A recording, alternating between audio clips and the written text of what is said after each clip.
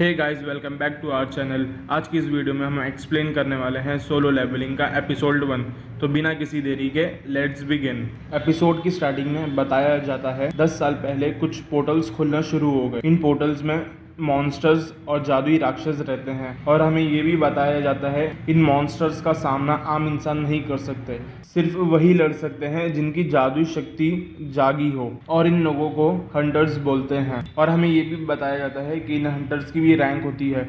सबसे powerful S rank के hunters होते हैं और सबसे कमज़ोर ई रैंक के हंटर्स होते हैं। फिर 3 साल पहले का सीन दिखाया जाता है। एक आइलैंड पे कुछ हंटर्स मॉन्स्टर्स से लड़ रहे होते हैं, मगर ये मॉन्स्टर्स हंटर्स पे भारी पड़ रहे होते हैं। तभी यहाँ पे 3 एस रैंक के हंटर्स आ जाते हैं और वो 3 एस रैंक के हंटर्स उन सभी मॉन्स्टर्स को मार देते हैं। तभी उनमें से एक एस रैंक का हंटर सभी हंटर्स को हील करता है। तभी अचानक से एक व्हाइट कलर का एंट मॉन्स्टर उनके सामने आ जाता है। तो उन 2 एस रैंक के हंटर्स को लगता है कि यही इनका बॉस है, क्योंकि वो उन सबसे बड़ा और उन सबसे ज्यादा ताकतवर था। तो वो उसे लड़ते हैं और उसे आसानी से हरा देते हैं। तभी यहाँ पे और भी ज्यादा मॉन्स्टर आ जाते हैं, तो ये एस रैंक के हंटर्स उनसे भी लड़ने लगते हैं। और फिर हमें शहर का सीन दिखाया जाता है। शहर में एंट्स की आर्मी ने अटैक कर दिया था और उन्हें रोकने के लिए हंटर्स की सेना भी तैयार थी। मिस्टर जोई नाम का हंटर अपने फायर पावर से अटैक करता है, जिससे रेड एंट्स तो मर जाती हैं मगर व्हाइट एंट्स को कुछ नहीं होता। और फिर बाकी के हंटर्स हमला कर देते हैं। फिर कहानी प्रेजेंट में आ जाती है। एक कंस्ट्रक्शन साइट के पास एक पोर्टल या डेंजन ओपन होता है, जिसके मॉन्स्टर्स को मारने के लिए हंटर्स बुलाए जाते हैं। इनमें एक पार्क नाम का हंटर होता है, जिसने हंटर्स का काम छोड़ दिया था, मगर उसकी वाइफ प्रेग्नेंट थी, इसलिए वो आता है क्योंकि मिशन पूरा करने पर उनकी अच्छी कमाई होती है। तभी कहानी का हीरो जिन्वू आता है। सभी जिन्वू को अच्छे से ग्रीट करते हैं। तभी पार्क पूछता है ये लड़का कौन है, ये लड़का बहुत पावरफुल है क्या, जो सभी इसको देख के खुश हैं। तो किम नाम का हंटर बताता है जिन्वू को दुनिया का सबसे कमजोर हंटर माना जाता है, क्योंकि वो एक ई रैंक के डेंजन से भी घायल होकर हॉस्पिटल में भर्ती था। जिन्वू को इस मिशन पे बुलाया गया है,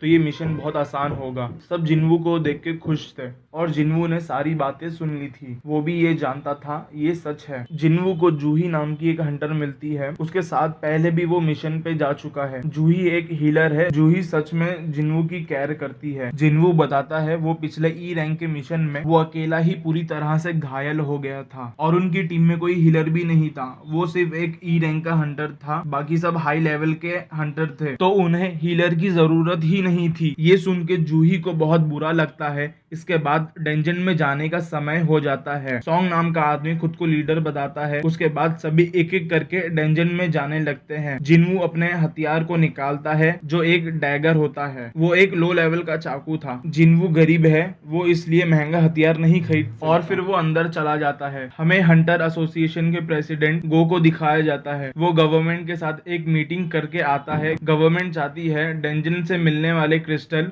उनको दे दिए जाए। मॉन्स्टर्स को मारने पर कुछ क्रिस्टल मिलते हैं। इन मैजिक जेम को सेल करके ही हंटर पैसा कमाते हैं। इधर जिन्वू ने एक मॉन्स्टर को मार दिया होता है, जिससे उसको एक मैजिक जेम मिलता है। तभी दूसरा मॉन्स्टर जिन्वू पे हमला कर देता है। जिन्वू उसको मारने की कोशिश करता है, मगर उसका चाकू कमजोर होने की वजह से टूट जाता है और वो मॉन्स्टर जिन्वू में तलवार डाल देता है। तभी यहाँ पर पार्क आता है और वो मॉन्स्टर को मार देता है। जिन्वू बहुत बुरी तरह से घायल हो गया था। जूही यहाँ आके जिन्वू को हील करने लगती है। जिन्वू देखता है बाकी हंटर्स आसानी से उन मॉन्स्टर का सामना कर रहे होते हैं। हाई रैंक के मॉन्स्टर को मारने पर और भी ज्यादा मैजिक जेम मिलते हैं, जिससे ये लोग और भी ज्यादा पावरफुल हथियार बनाते हैं ताकि और भी ज्यादा पावरफुल हो सके।